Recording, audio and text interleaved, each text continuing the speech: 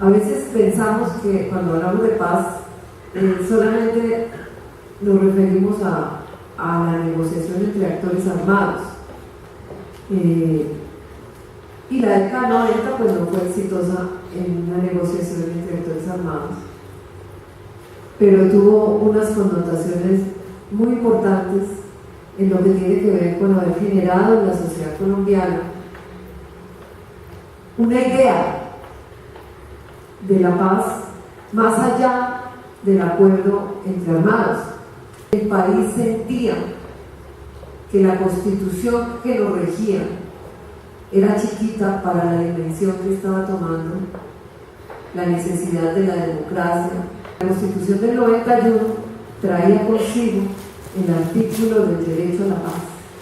Artículo 22, la paz es un derecho y un deber de obligatorio cumplimiento.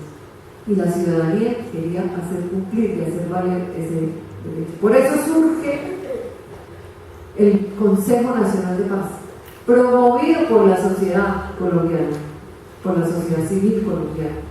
Y por eso en el año 98 se crea este Consejo Nacional de Paz. Estas son las experiencias en el tema de armas y reincorporación, es parte de lo que tenemos que construir como posconflicto y consolidación de la paz. Colombia es una sociedad muy sui generis, hay cosas que hoy vivimos de posconflicto sin que se haya acabado el conflicto. Incluso tenemos cosas mucho más avanzadas que otros países que han terminado el conflicto y han trabajado en el tema de las víctimas y de la justicia transicional. Colombia tiene una experiencia ya, eso es importante.